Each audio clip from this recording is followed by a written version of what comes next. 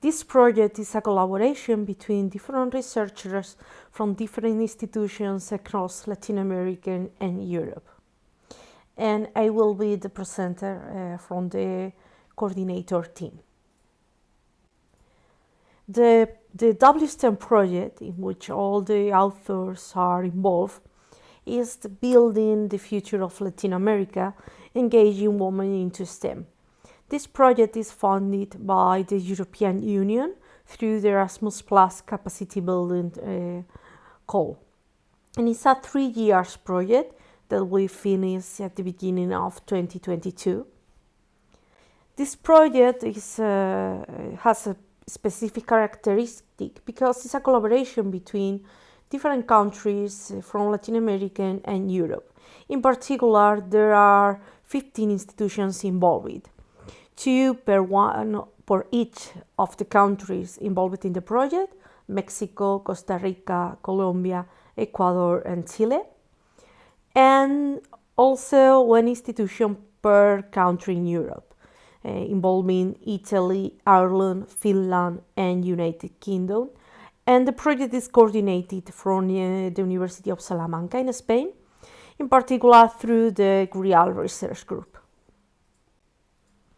Also, we have the collaboration of some associative partners. It's important to highlight the UNESCO as supported as associative partner to support dissemination, and also there are schools across the Latin American countries, and the external evaluator to ensure the quality of the project is Columbus Association. The main objective of the project is to improve the strategies and the mechanisms for attraction, access, and guidance of women in STEM higher education programs in Latin America. Although the measures and actions taken in Latin America will be also implemented in the European institutions involved in the project. So the aim is to guarantee a real transformation of the current situation in the higher institutions in Latin America. So at the end of the funding period, we will get an impact of the gender gap in these careers. The main objective of the current work is to present a proposal to analyze the state of the university about the gender gap.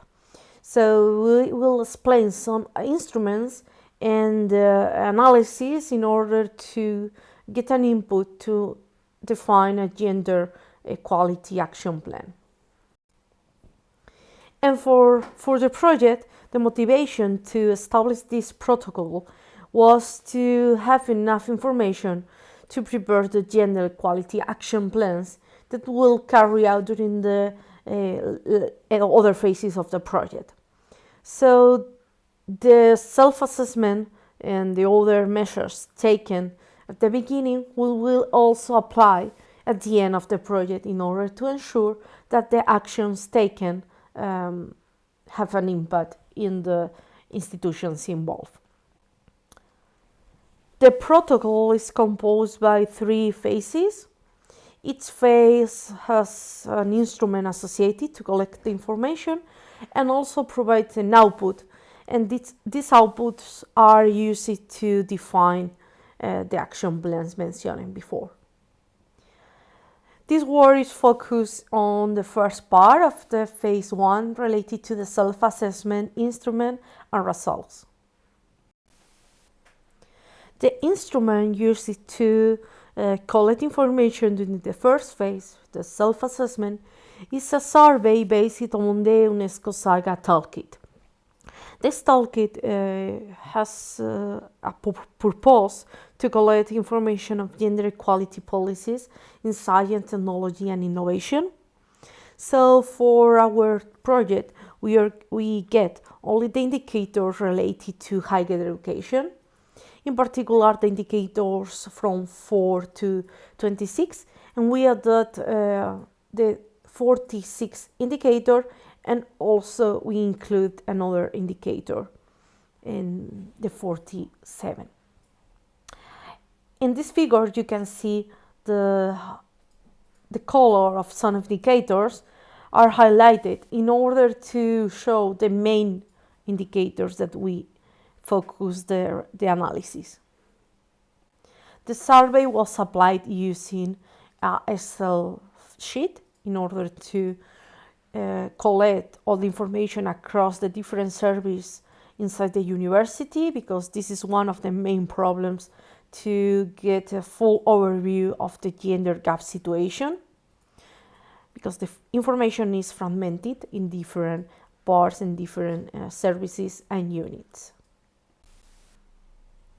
Regarding the application of the self-assessment survey, in the 15 universities, we focus on the last academic year, 2018-2019. And although the project is focused in Latin America, we also decide to include the European institutions because it's a useful information to improve your situation related to the gender gap in STEAM programs. Regarding the indicators analyzed, we focus on the female staff, female students enrolled, female applicants accepted, female applicants enrolled, and female students graduated, in order to measure the impact. But it's important to highlight that the aim of this analysis is not to compare the institution, but to obtain an overview of the situation of each institution and to identify the available resources in which we can get the institutional statistics, and also in which parts of our mechanisms and protocols we can focus in order to reduce this gender gap. This figure is based on the data collected on the self-assessment and provides a comparative overview between European institutions and Latin American institutions, but also allows to identify the gap between the applications and the enrollment of female students in STEAM programs, which is particularly worrying in Latin America. If you see the column in green and the last column in the Latin American data, you can see a difference between a 43% of applicants and finally only 33% of female enrolled in the universities analyzed.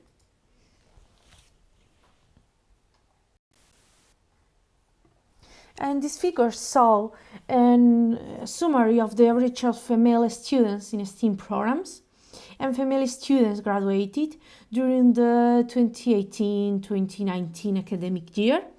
And it's important to highlight that the brown column regarding the female students in STEM programs not cover the first year, because the first year of these numbers is covered by the students enrolled. So we saw it in the figure before.